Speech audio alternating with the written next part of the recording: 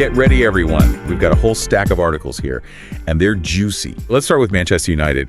Their new manager, Ruben Amorim, who, oh, by the way, came over from Sporting Lisbon after all that craziness with Ruben Van Nistelrooy. Oh, yeah. Well, he's apparently got his eyes on Juventus captain Danilo. Interesting. Now, what's key here is that Danilo's contract with Juventus, it's up at the end of the season.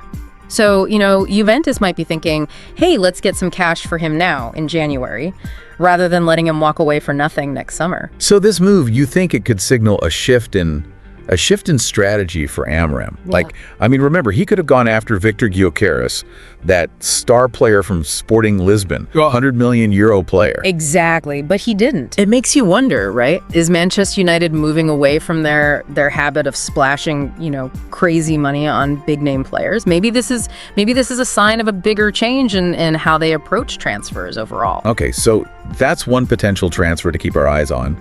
But wait, there's more. Liverpool seems ready to spend big, like really big, 58 million pounds on Eintracht Frankfurt striker Omar Marmoush.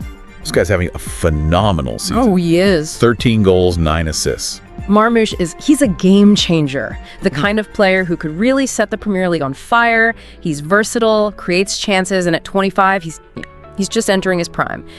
Perfect fit for Liverpool's new manager, Arne Slot. But will Eintracht Frankfurt let him go mid-season?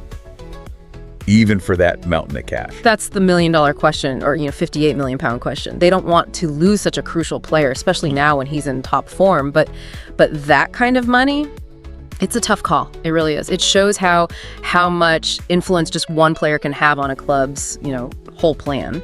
Yeah, and speaking of tough choices, we got to talk Real Madrid and all these rumors around Aurelien Tchouameni. He hasn't quite lived up to the massive expectations at the Bernabeu. And now Liverpool circling, they might see him as the perfect replacement if their captain Trent Alexander-Arnold, ends up going to Real Madrid. Right, which seems pretty likely at this point. Yeah. It's a really interesting situation, a lot of moving parts. You've got Real Madrid who, they might need to get some money back if Alexander-Arnold leaves. You've got Liverpool looking to strengthen their midfield. And then you've got Tchouameni, maybe he just wants a fresh start after a rough patch in Madrid. It's like a high-stakes chess match. Every move has these huge consequences. All right, so from potential transfers, let's turn to some bad news, unfortunately. Real Madrid has been hit with a big blow. Eder Militao, their star defender, tore his ACL. That's an anterior cruciate ligament tear, one of the absolute worst injuries a footballer can get, and it means he's out for the rest of the season. Just devastating news for Militao, and this is actually his second ACL tear, which makes it even tougher. Sergio Ramos even posted a really supportive message for him on Instagram, for his former teammate. Tactically, this leaves a massive gap in Real Madrid's defense, and now, of course, the rumors are flying about how they'll handle it in the January transfer window. Will they go all out and sign a replacement, or will they promote someone from within? Some fans are even calling for Sergio Ramos to come back. He's a free agent now, but at 38, can he really lead that defense again? Good question. I guess we'll have to wait and see. Before we move on from Real Madrid, we have to remember that injuries like Militao's, they can completely derail a team's whole season. Look at Manchester City. They are really feeling the absence of Rodri right now. Yeah, good point. And speaking of City, we haven't even touched on Pep Guardiola and how they're not having their usual, dominant season. They just lost, it was a shocker, 2-1 to Brighton, their fourth consecutive loss. Oof, that's got to sting. Yeah, no kidding. Rodri, he anchors that midfield, right? He gives them that defensive stability so their attackers can really, shine. Without him, they look vulnerable, especially in the middle of the pitch. And I've seen some analysts saying that opponents are starting to figure out how to exploit City's weaknesses, especially on that right flank, where Kyle Walker, he hasn't been at his best. Right. It seems like they're targeting City's right side, knowing that Walker's not as quick as he used to be. They overload that area, force City into mistakes. So is this just a blip for City, or are we actually seeing the beginning of the end for the Guardiola era? Think back to his first season at City. He had a rough patch then too. It's the question everyone's asking, but let's not forget. Guardiola, he's a tactical genius, right? And he's shown us time and time again that he can adapt. He overcomes challenges. So I wouldn't count him out just yet. Okay, let's shift gears a bit and talk about Barcelona.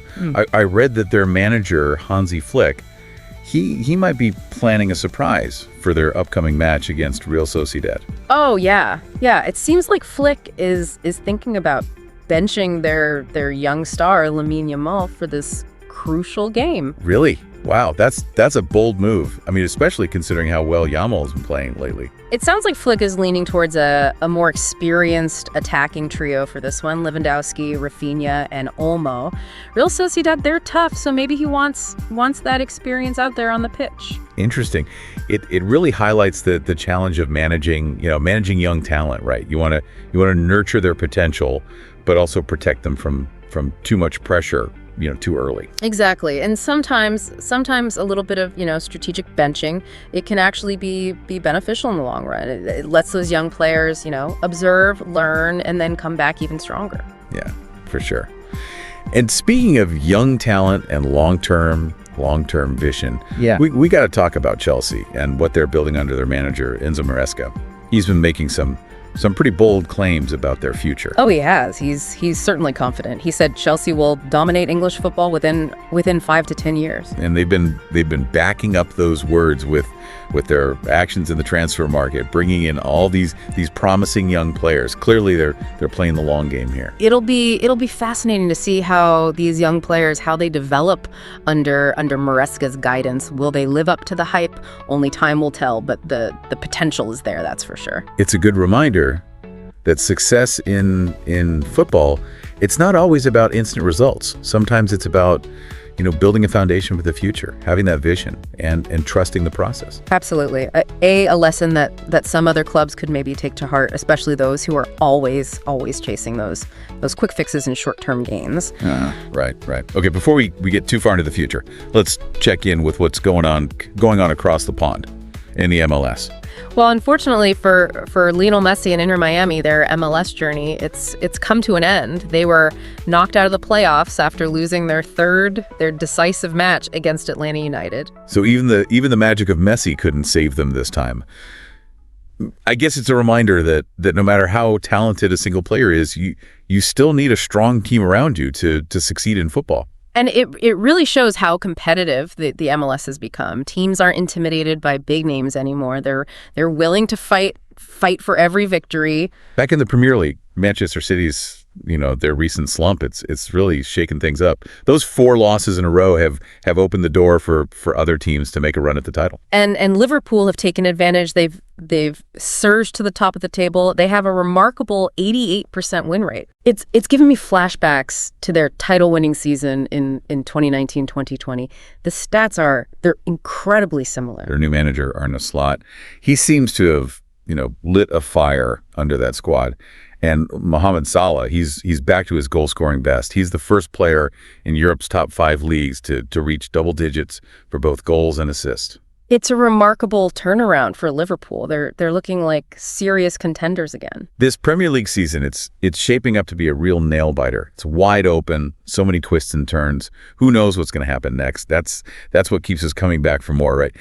Thinking about all these managers and these team dynamics, it really makes you realize, how important the relationship is between the manager and their star players.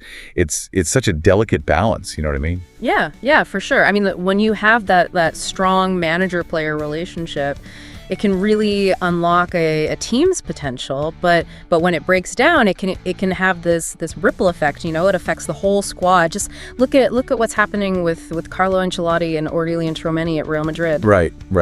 Tchouameni hasn't quite lived up to all the hype since his big move, and there have been like whispers of tension between him and Ancelotti. It's a tough situation for both of them. Ancelotti, he's got all this pressure to get results, and Tchouameni, he's trying to find his place in this new environment with these huge expectations. It'll be interesting to see how they handle it. On the other hand, though, Ancelotti seems to have a really great relationship with Vinicius Jr. He's praised Vinicius publicly, talked about his work ethic, his talent, and you can see that positive impact it's had on his game. Yeah, it's a perfect example of how a manager's belief, their support, it can really, really help a player to flourish. When players feel, trusted and valued, they're more likely to take those risks, express themselves out there on the pitch, and ultimately reach their full potential. And speaking of players reaching their potential, it's hard not to be impressed by what Mohamed Salah is doing over at Liverpool under Arne Slot. I mean, he's already got double digits in both goals and assists, and it seems like he's playing with this renewed sense of purpose. Salah's resurgence, it's a testament to Slot's ability to create a system that really maximizes Salah's strengths. He's given Salah the freedom to roam, to take on those defenders, and just be that creative force that we know he can be. Yeah, and it's also a reminder that even those established superstars, they can benefit from a change of scenery, a new tactical approach. Sometimes all it takes is a fresh perspective to kind of reignite that spark. Absolutely. And it's also a testament to Salah's dedication, his professionalism. I mean, he could have easily become complacent after achieving so much success, but he's clearly still hungry for more. So as we kind of wrap up this deep dive into the world of football, what are your big takeaways? What's sticking with you? For me, I think it's the constant evolution of the game. We're seeing new tactical trends, the rise of these young stars and the balance of power shifting between clubs. It's a good reminder that nothing stays the same in football, and that's what makes it so captivating. Yeah, totally agree. It's a sport that keeps you on your toes. It's always challenging your assumptions and makes you reevaluate, right, what you thought you knew. Exactly. I mean, we've seen how a single injury can just completely change a team's fortunes, how decisions from the manager can make or break a player's whole career, and how even those top clubs, they're vulnerable to upsets. So what's the one question that you're left with after this deep dive? What's keeping you up at night, football wise? I'm really curious to see how all these storylines play out. Yeah. Will Manchester United's new transfer strategy, will it pay off? Will Chelsea's investments and all that young talent, will it lead to future dominance? And can Pep Guardiola turn things around at Manchester City? Oh, those are some great questions. And that's the beauty of football, right? Yeah. We can speculate, we can analyze, we can debate all we want, but ultimately we have to wait and see how it all unfolds, on the pitch. And that's what keeps us coming back for more. The anticipation, the drama, the unexpected twists and turns, it's all part of, the beautiful game. Well said. Well said. And on that note, we'll leave you with one final thought to ponder. Which of these teams, which of these players will have the biggest impact on the football landscape in the years to come? That's a question that only time can answer. But yeah. The journey to finding out, it's going to be filled with excitement, with heartbreak, and moments of just pure brilliance. Thanks for joining us on this deep dive into the ever-evolving world of football. Until next time, keep your eyes on the ball and your minds open to the endless possibilities of this beautiful game.